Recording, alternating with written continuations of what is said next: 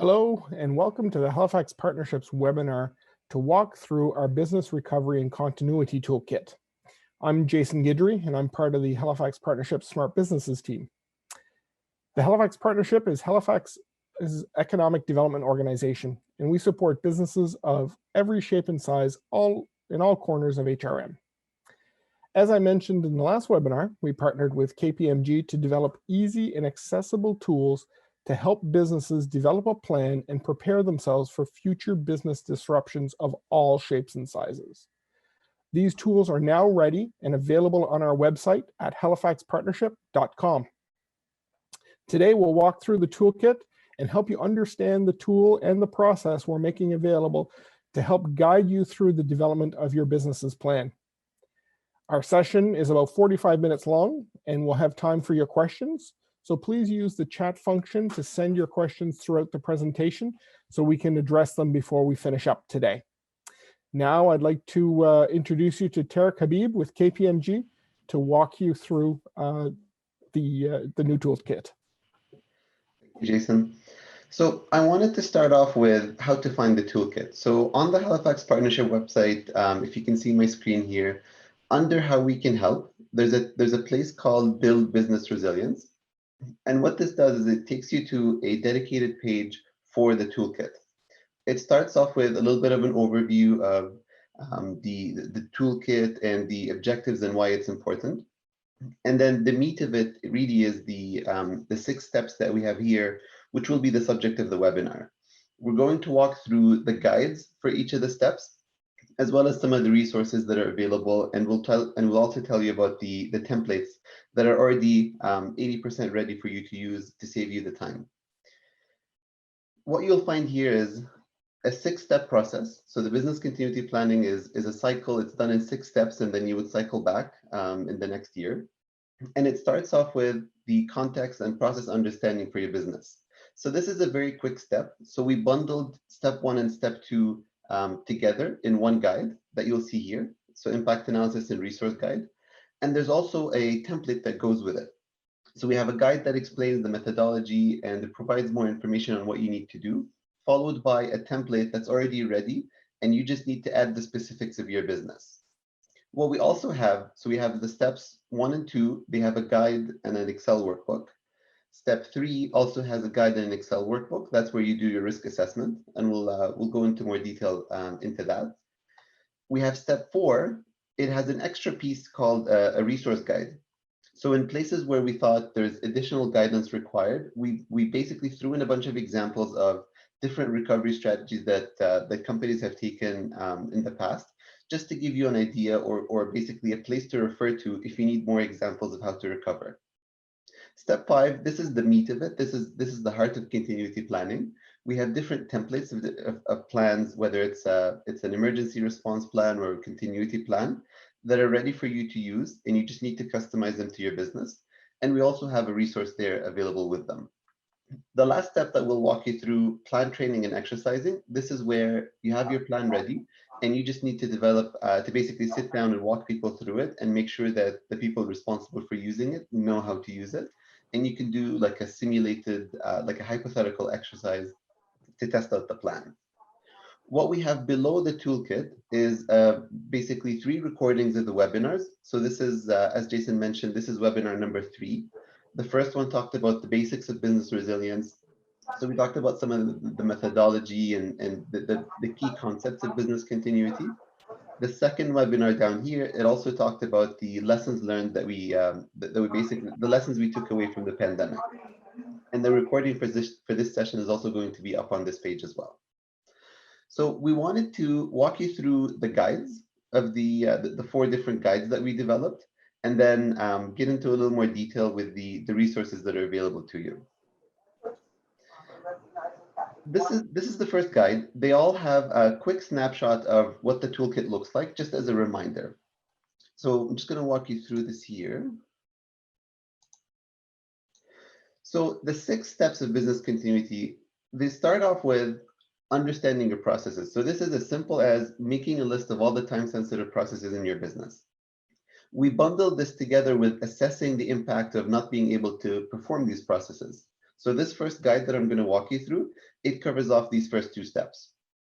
There's also an Excel workbook that goes along with it that you can use to fill in the results. When we get to the third step, the risk assessment, same idea. There's a PowerPoint guide. It has a lot of examples, a lot of explanations. So if you need to refer back to it, there's more detail available in there. And then there's also an Excel workbook that you can use to fill in the specifics of your business. After that, this is where you develop the strategy. So once you understand the impact, once you understand the risks to the risks of disruption, this is where you develop continuity strategy. And that's where you start to see the resources come into play. So it's not just a guidebook and a template to fill in the details, but there's also more examples. If you need to refer back to them, they're available to you. The next step after that, the most important one, developing your plans. There's also a detailed guide that we'll walk through today. There's 4 different templates because there are 4 different types of plans that you can pick from. And then there's an additional resource that walks you through return to the workplace, which is basically how to make sure that the workplace is ready to move back from working from home to working from the workplace, from the office. And then for the last one, the plan, training, and exercising, we actually have a guide, a resource guide that has a bunch of different examples of disruptions, and it tells you how you can do a tabletop simulation. And it has also what we call Injects, which develop the scenario to test different parts of the plans. So the very first step that you would have to walk through, what we encourage you to do is look through the guides. So there are 4 of these PowerPoint guides, and they walk you through 2 sections. They start off with a methodology. It just explains, what's this step, what's the guidance around it. And then the second part would be the screenshots, where we have a filled example and some annotations that you'll see, which basically tells you, in this part of the workbook, in this part of the toolkit, this is what you should think about filling. So you'll see examples of those. So the very first thing that you have to do is to define your business requirement. It starts off with making a list of the key processes that you have. So it's not just the stuff that's invisible to customers like payroll, but it's also the front facing and the order fulfillment.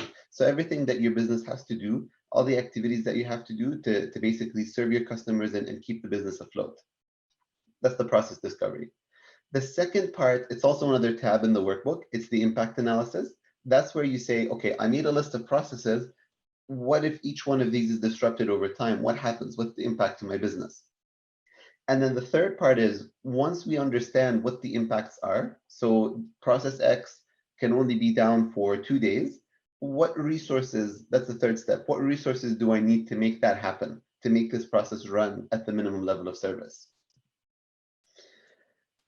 So like we said, process discovery, this is where you're the best people that understand your business. You just have to sit down and make a list of those processes and make a list of what we call the process owner, as you'll see in the screenshots.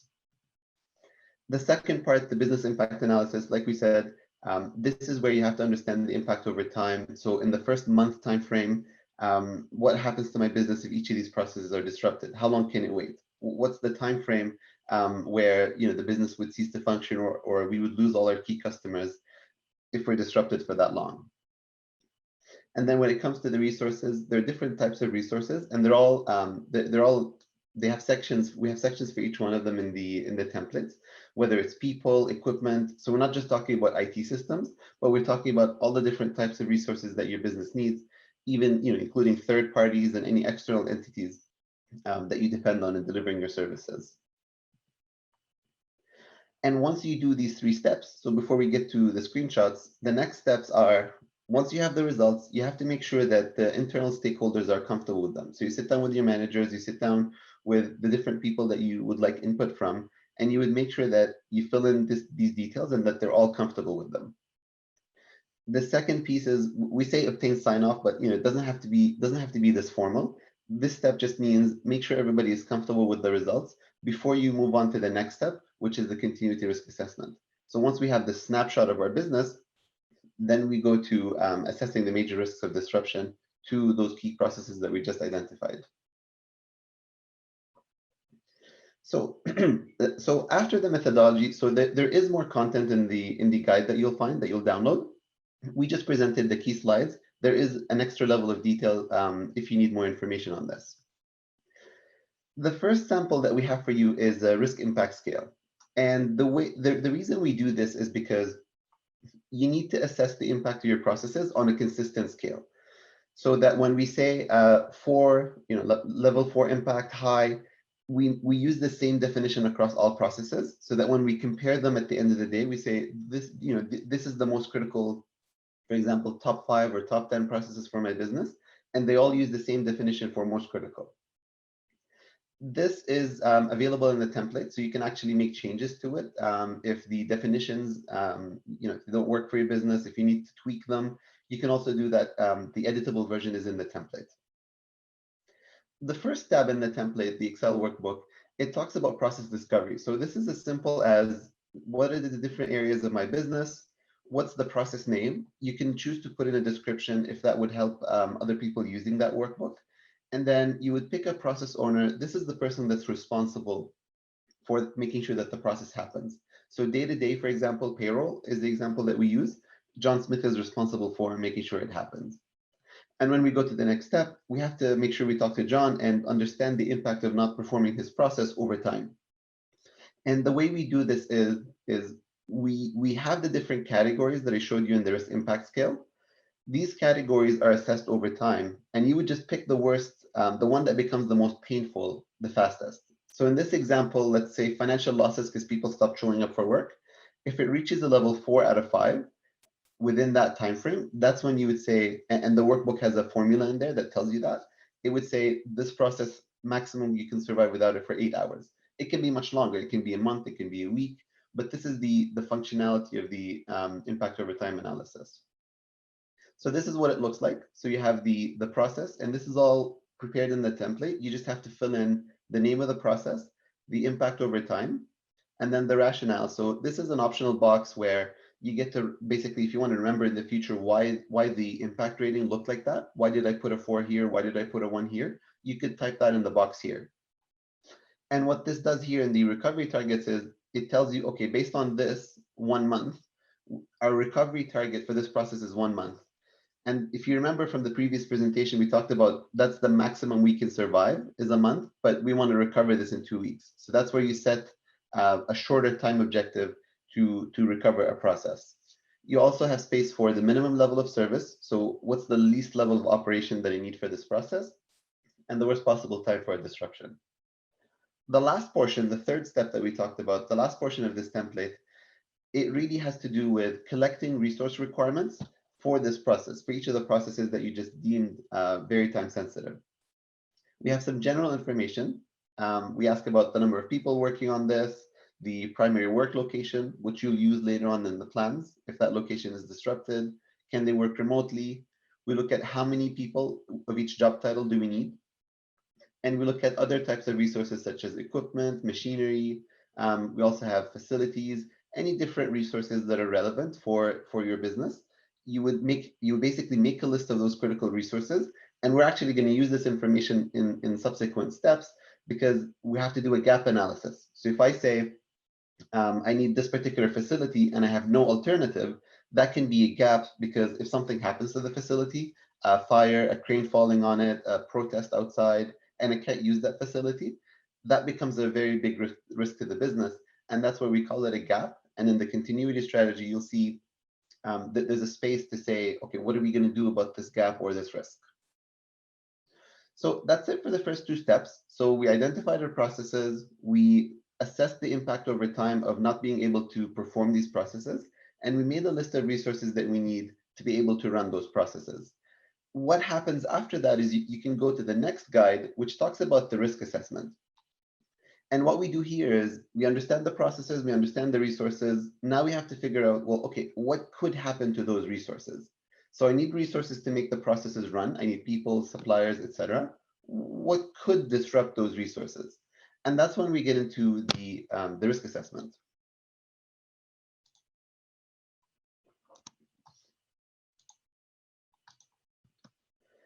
And the risk assessment is done in 3 stages. The first one is identifying the threats to my business. So if you're in Canada, you're going to do snowstorms. If you're in a different part of the world, obviously you're going to do different types of risks.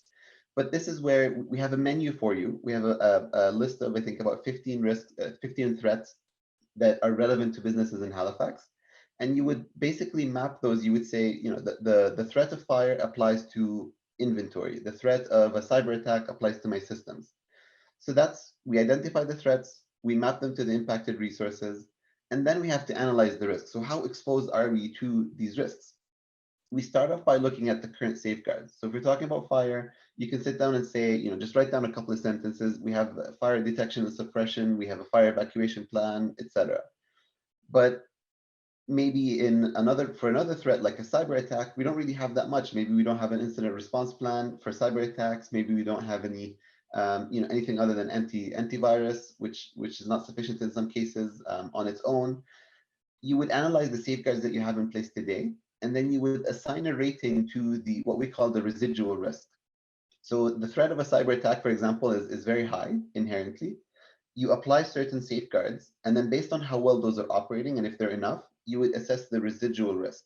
And the reason we focus on residual risk is because we want to make sure that we take the actual amount of exposure of your business and see if there's any more remediation that's needed.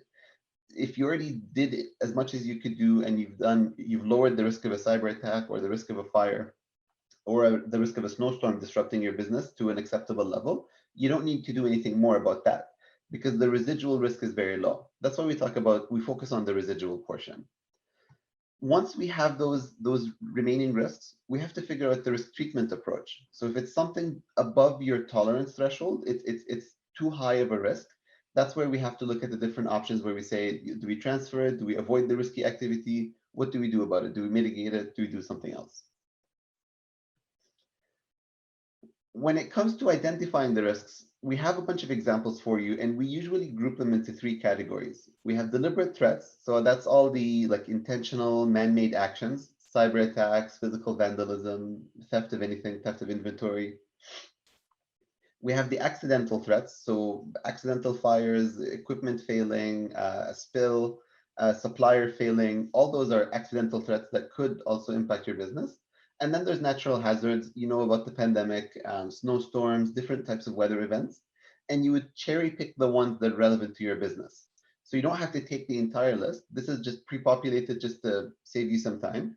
But if you look at this and you say, okay, I'm never going to have a labor strike because it's a family business, then you would just remove it, and it's not really relevant to assess this type of risk. You might look at it and say, extreme cold temperatures. Well, this could happen where it's too cold for my people to get to the workplace, so I would keep this on the list. But it may not be as high up once we do the assessment. The risk analysis step. So once we cherry pick the risks that are relevant to our business, this is where you would assign ratings to the likelihood and the impact. So the likelihood is, how exposed are we? How likely is it to happen in the next time period, next 3 months, next year? And then the impact is, well, if it does happen, how bad is it for my business? And we have actually a scale that we're going to show you that you can also modify, which basically has definitions for each of the impact categories and the likelihood categories. And they're all 1 to 5. So once you multiply those two, you get a score of up to 25 that will help you prioritize which risks you start to remediate first. So the risk measurement scale that I just mentioned, this is also available in the Excel template. You can make changes to it. So you can look at the thresholds that are in the definitions. If they're not high enough, or if they're too high for the type of or the size of business you have, you can make changes to them. And also look at your risk tolerance. If you're very risk averse, you might lower those thresholds. And what you would do with the scores is usually we plot them against the matrix. We say, if something has a very high impact and a high likelihood, or even a medium likelihood, it's considered a high level risk. This just helps you visually plot the different. You can put the different risks as numbers on this scale, and you could say, okay, I'm going to focus on the top right corner and then work my way down the scale to basically remediate the highest exposures to my business. Once we have those results, once we understand the risks that we're exposed to, that's where we have 4 different options. So the first one is to avoid the business activity. So if there's a particular segment or product that I want to produce, but the risks are just too high and there's no way to economically remediate them, I can't tolerate that risk, you would actually avoid 4 alternatives. The second one is accepting the risk. So this is where if it's something within your tolerance threshold, so if it's a low risk, for example, I don't know, like extreme heat wave or earthquakes, or depending on where you are, you can say that's not really going to impact my business. So I would temporarily accept that risk and continue to monitor it in future periods. Mitigate the risk, that's the most popular one. This is where you do something about it. And you'll see in the next step in the continuity strategy, that's where we talk about the gaps and risks. Anything that's a gap in current resources or a risk of disruption needs some sort of remediation or mitigation in the continuity strategy. And then the last one, this is available in some situations, transferring the risk. So either getting a third party, if they're delivering part of the service, they carry part of the risk, or for example, getting insurance on something. So that helps transfer some of the risk of disruption, such as getting business interruption insurance instead of getting like a separate facility, for example, building a separate facility. So what we've done so far is assess the risk based on the results that we've had before and the threats that are applicable to our business. This is what the workbook looks like. So we have two parts of it. It's the same tab, but there's two parts of it. The first part talks about the threat category and name. So the different threats that we mentioned, you could just delete the rows that are not relevant to your business. You could say, okay, cyber attack impacts the technology systems. So this is the impacted resource type. We would say what existing controls we have in place. And this doesn't need to be too elaborate. Just make a list of, here's the safeguards that I have in place. It's like a self-reported, here's what I have. And depending on whether or not it's adequate, this informs the residual risk rating. So this is just like a qualitative, basically assessment of, okay, I think these are enough. And it's going to inform me when I go to do the risk scoring. I can say, okay, the residual risk impact is this much, the residual likelihood is this much. The workbook actually multiplies them for you. So it pulls the highest impact number and the highest likelihood number, so that it pulls the 2 from here. If there was a 3, it would pull the 3, and it multiplies them to tell you, okay, 4 it's a moderate risk, or 4 it's a low risk, depending on the ratings that you choose for the residual risk. So this basically helps you plot out or basically estimate a score for the different threats, so you can order them and start remediating the most exposed ones, the ones with the highest exposure. The next steps after this, so like we said before, every time you finish a key step like this, you want to make sure everybody's on board. It doesn't have to be formal sign-off. It just means make sure everybody, that's all the key stakeholders are on the same page with this assessment before you move on to the next step, because the next step is going to use these results. When we talk about the business continuity gap analysis and the strategy, this is where you're remediating some of the gaps that you identified in the resources and the risks that are too high to tolerate, that are above the risk tolerance threshold of your business. So that's the second guide. Now we'll go to the third one, which talks about gap analysis and strategy selection.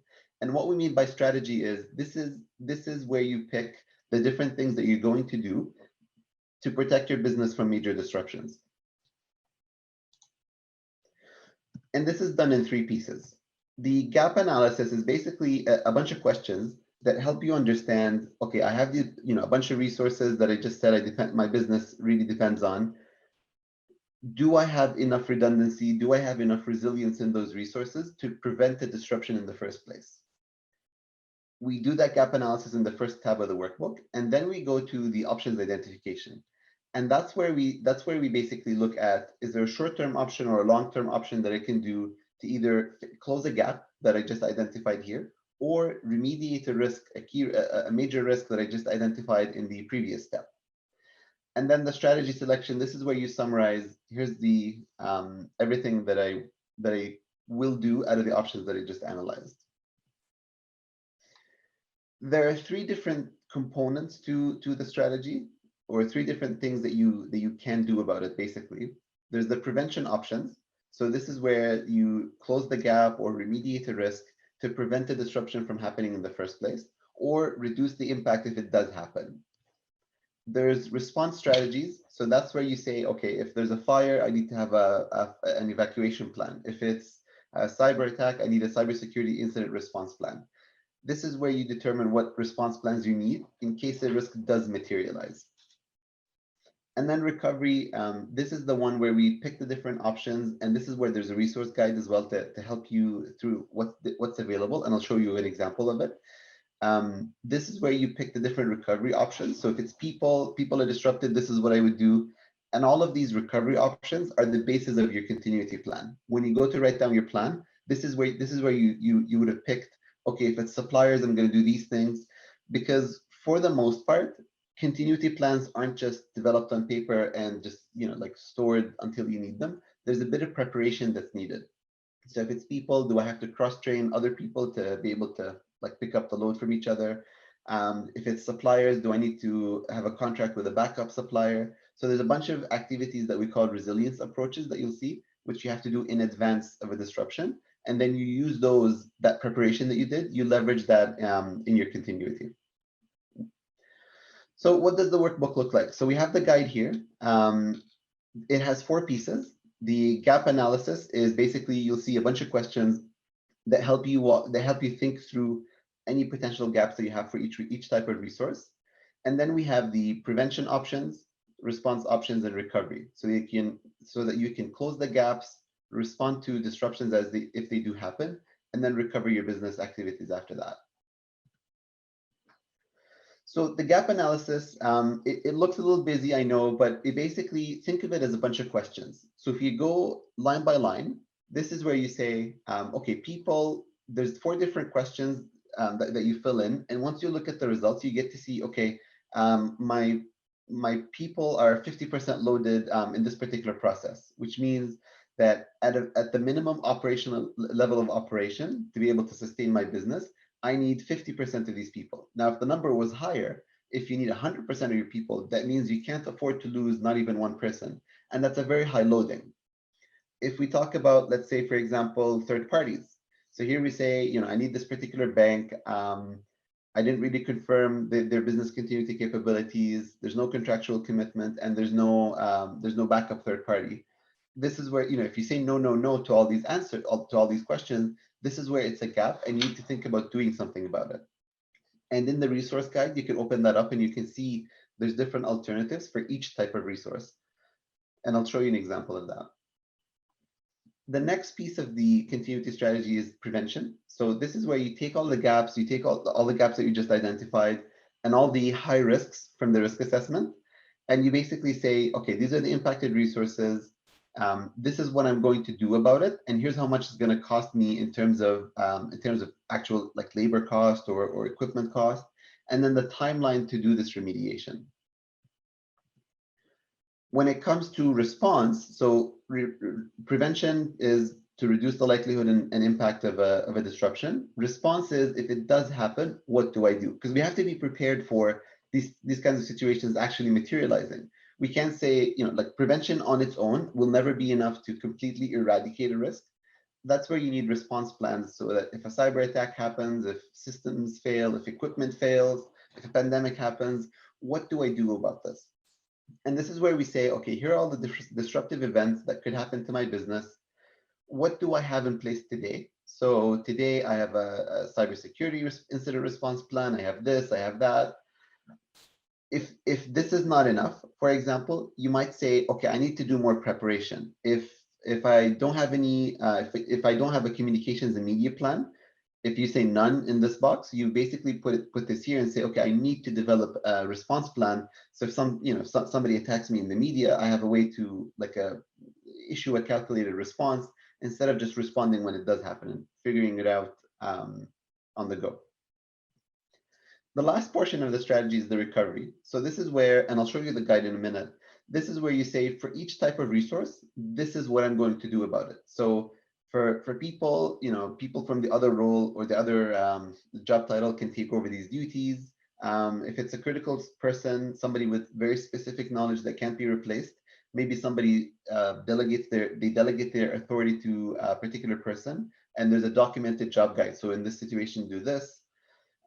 Maybe it's particular equipment. So like, let's say you use a check printer for making payments. You could have an alternative, like a manual approach. So you can either say buy a second check printer or have some spare parts on standby, Or you could just say, okay, if the whole device is down, there's a manual way to do this activity, even in the short term. Now, once you determine all the mitigation that you need to do and what you would do to respond to disruptions, this is where we take it to the next step, where you make sure everybody's comfortable with those results, and then you proceed to the next step, which is building the plans. Now, the plans themselves, they already have a bunch of content already developed. So the roles and responsibilities, all the structure of the plan is there. You just need to fill in the specifics of your business. But before we get to that point, I just wanted to show you the common resilience and recovery approaches. So this is the first resource guide. The link is up on the website and you can download it. And what you see in here is basically, we're giving you a bunch of different options for each type of resource. And we say resilience and recovery options because there's two different things that you need to do. When we talk about resilience approaches, these are all the upfront things that you can pick from. You don't have to do all of these. You can pick one or two for each type of resource. And this is all the upfront preparation. So like training people so that they can take over for somebody that was disrupted, or entering into agreement, like establishing agreements with other third parties, backing up your IT systems, all those different things that you would have to do before there's a disruption to prepare. So that was resilience approaches.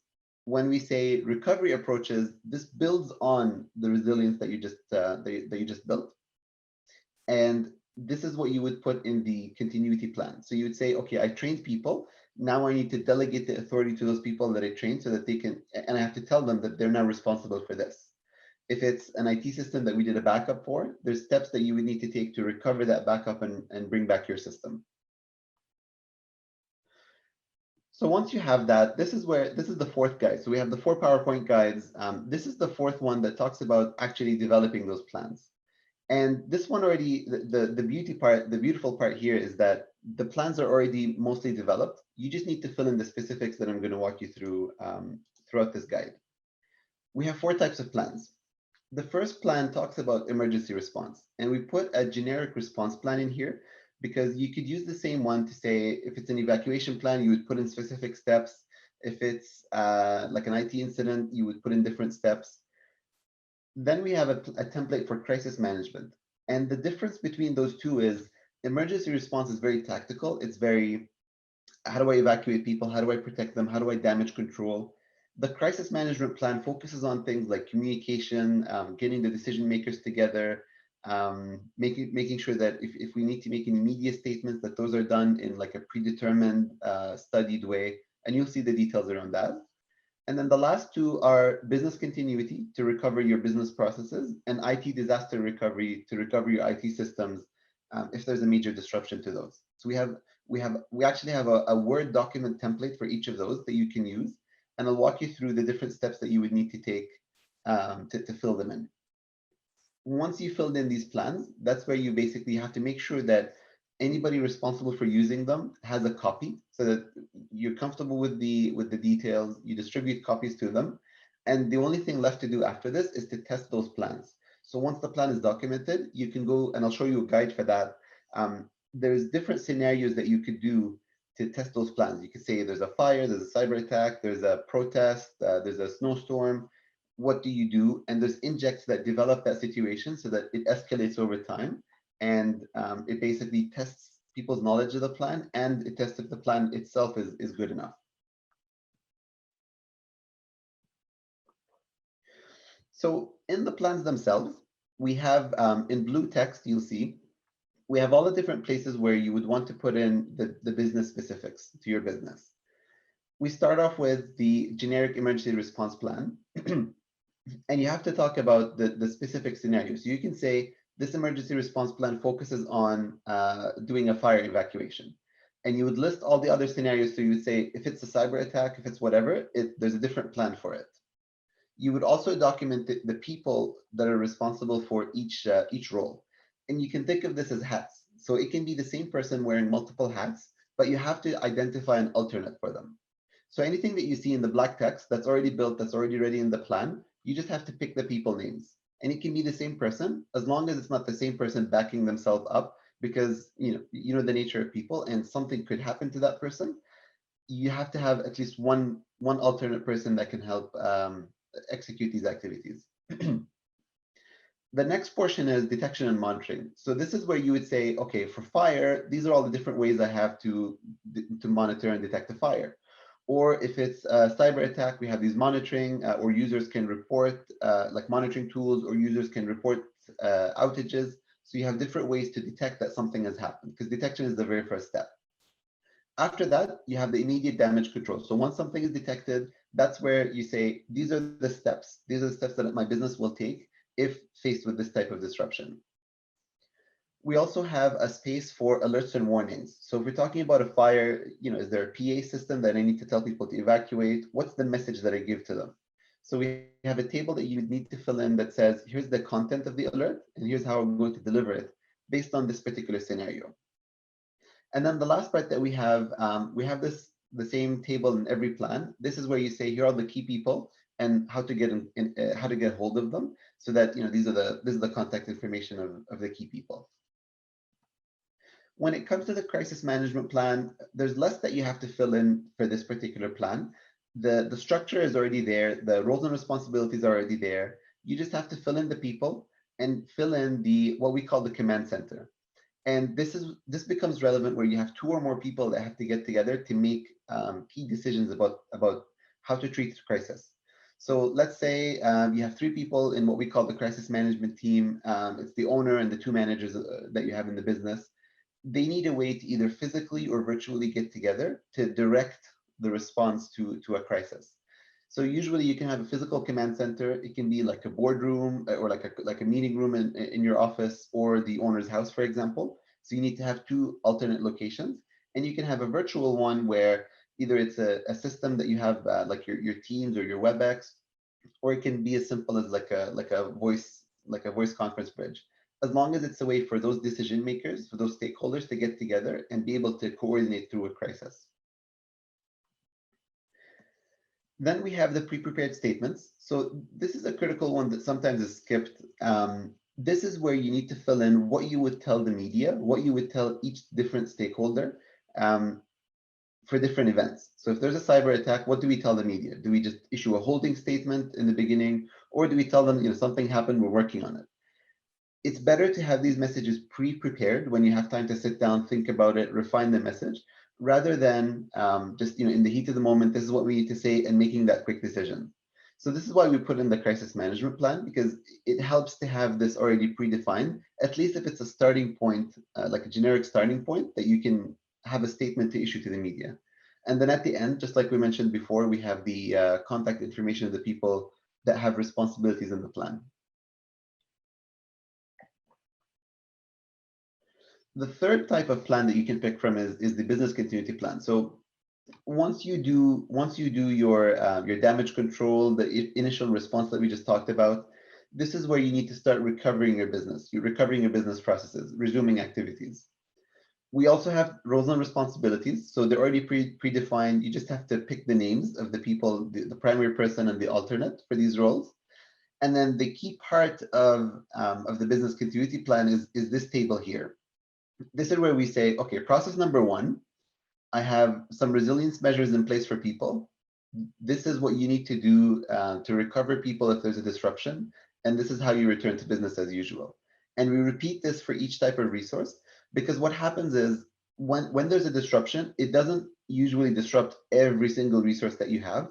It might be something that just impacts your people or just impacts your third parties. So you would go to that particular section and you would say, for people, the existing resilience measures is I trained everybody on how to do payroll, or sorry, not payroll, how to do a particular type of like production activity or customer service. The recovery procedures is you take those trained people and you delegate that officially to them and you tell them, okay, now you're going to be helping me with customer service.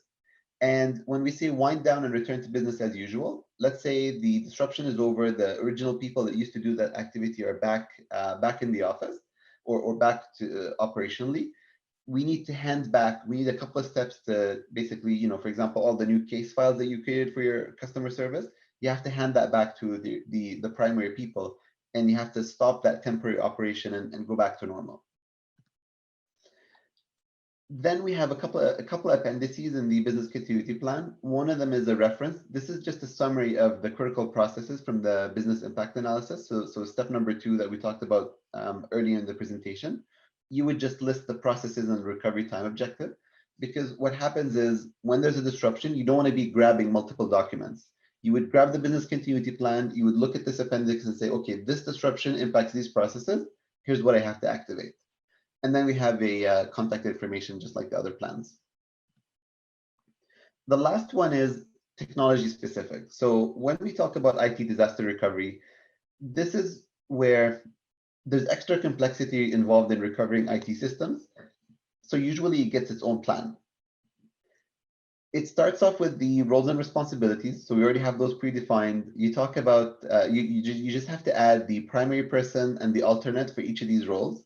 And there will be commonalities, like the business continuity coordinator. This is not a job title. This is more so a hat that somebody would have to wear in case there's a disruption. So it's not somebody's full-time job all the time. It's, for example, like a manager or a business owner, somebody that really owns the business continuity capability and coordinates everything. So it can be the same person across these plans, as long as there's at least one alternate person that can back them up. Then we get into the actual recovery of the systems. So you have some basic setup to do. So let's say your technology environment is obliterated, the primary environment. You have to make sure that some basic stuff is in place.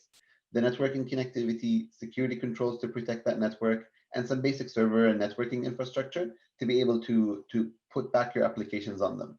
Now, if it's cloud hosted, there's less steps involved in that, but this is where it really depends on the type of IT environment that you have and the different steps that you need to take in case that basically there's a full disruption to the primary environment.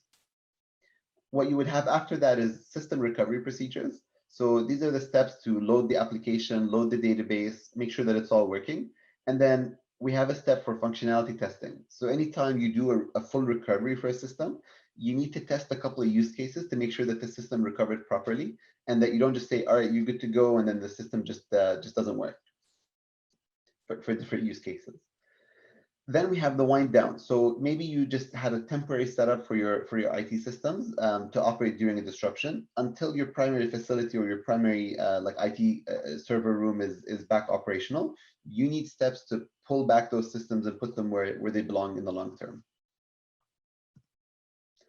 And then at the end, we have the same appendices. So the one that talks about the same as we had in the business continuity plan, the recovery time objectives of processes, and then the contact information for the people that have responsibilities in the plan. So the reason we include this first one is because you want to be able to open up the plan and you understand, okay, these 3 systems are disrupted, they impact these processes. Let's invoke the recovery for them. So there's just a couple more resource guides that I wanted to walk you through before we go over to the questions. The first one is the return to the workplace checklist. So this is where we wanted to put together a comprehensive checklist to basically help you walk through the different steps, the different things to check and look for if you're going back to the workplace after shutting down for a prolonged period of time. So if you go through it, really, it's just a bunch of different things that you have to look for, whether it's making sure that people have the right building passes, that you have some sanitization procedures, if you need to do a deep clean every now and then. So it's a resource that's available to you that you can use as a checklist. The one that I wanted to focus on more is what we call the exercise scenarios and injects. This resource guide helps you with the last step. So we left off with developing the plans. Now you have a shiny business continuity plan. Everybody's happy with it. Now is the only thing left to do is to test it out and make sure that people know how to use it. And that's the first objective, to test people's knowledge of it. The second objective is to put it into action to see if what's in the plan is good enough to be able to recover your business. We have basically two portions of this guide. The first one talks about what we call initial scenarios and injects. So the initial scenario is you would present this to the people doing the exercise. So let's say some production assets have been stolen and some inventory is missing along with it. And it's the worst possible time for this to happen because it's your peak demand season. And you would pause there and you would let people answer, what would you do? Like, what's the very first step that you would take? Call the police, see what you can do about production. How can I get an alternate machine? you would write down the answers that they would give you, and then you would develop the situation. So once they finish answering, or you can even time box it, you can say like, all right, 5 minutes, and then we'll go to the next inject, or 10 minutes of discussion. An inject is basically something happening that develops the scenario that requires more action. So for example, a major customer learns about the theft, and they put in a call to say, okay, are you still going to be able to meet my order on time? And then you pause there and you say, okay, what would you do? How would you respond to that customer? And then you would basically further develop the scenario where you would say, okay, once people finish discussing that first point, you would say, okay, now the media is accusing an insider of orchestrating the theft. And how would you respond? And what would you say? Whether you issue a holding statement, we're looking into it, defer to the police, no, this didn't happen. Depending on the type of situation, you can keep developing this scenario to see how people would use the different plans, the crisis plan, and how you would recover your business as well, not just do the crisis response, but how do I meet the customer demand and the production requirement now that there's inventory and equipment missing. There are different examples, so we have a couple of pages of these examples that you can use. And then the last part that we have in this resource guide is some extra like generic injects. So these can be used with pretty much any scenario. These can be like media inquiry. It can be the police asking for an update on something. It can be that you did your assessment and basically it tells you that the resource is going to be unavailable for 2 weeks. Now what do? You activate your business continuity plan.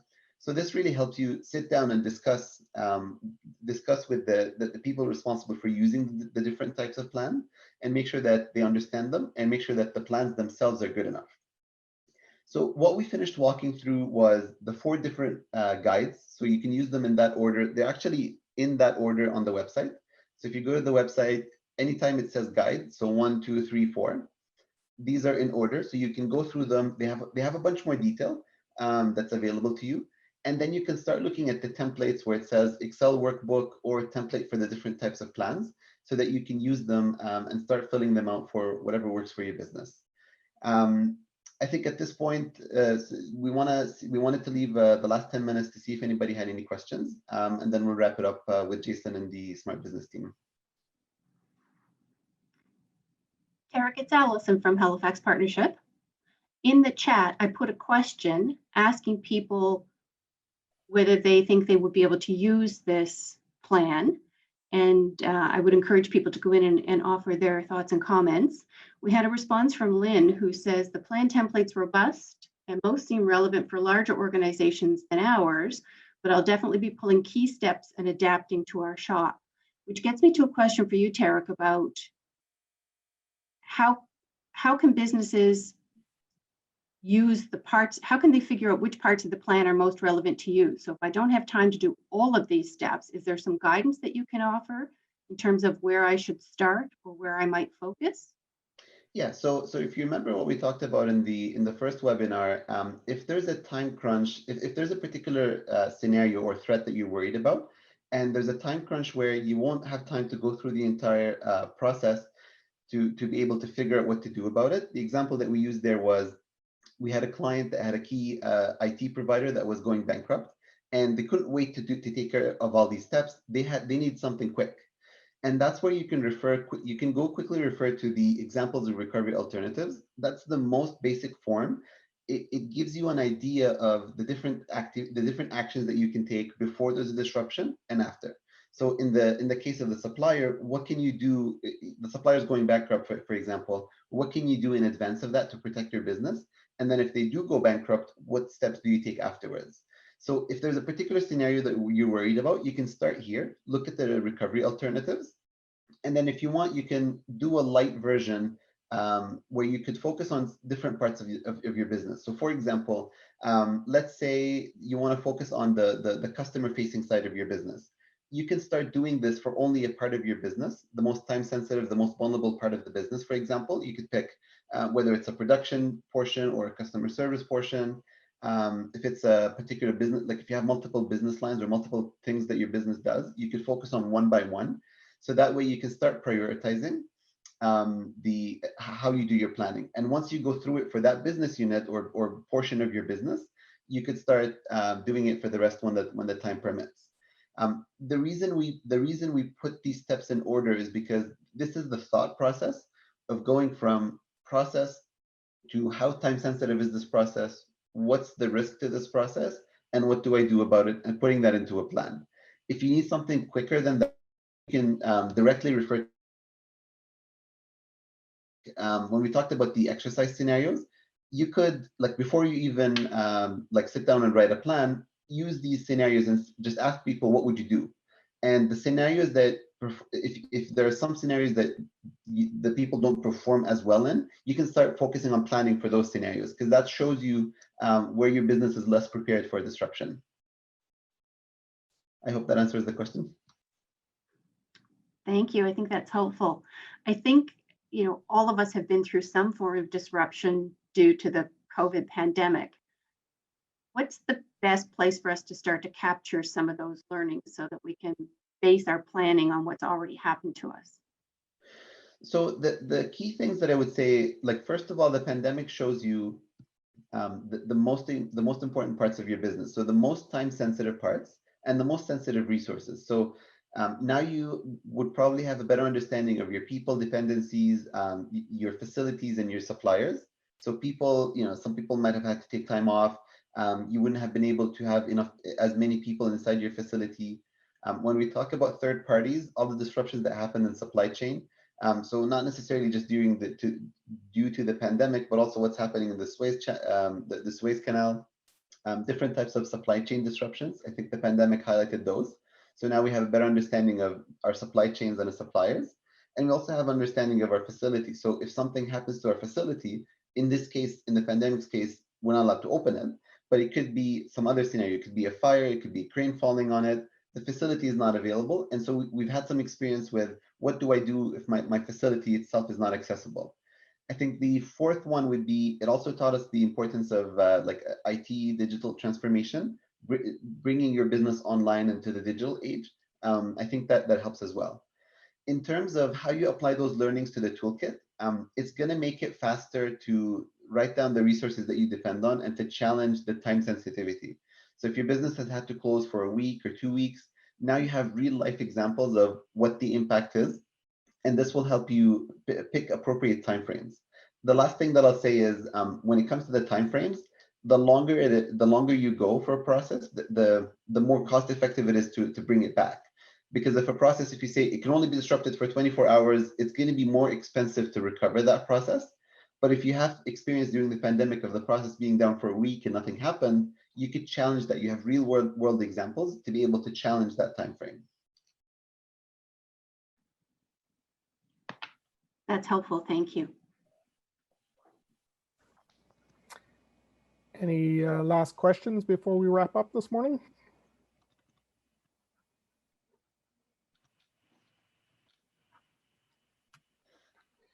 So hearing none, first I want to thank you, Tarek, and I hope Tarek's walkthrough of the business recovery and continuity toolkit helped you understand how the process can help future-proof your own business.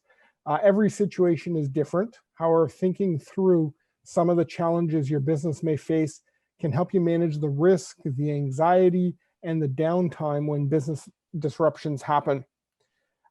As always, the Halifax Partnership Smart Business team is here to help you.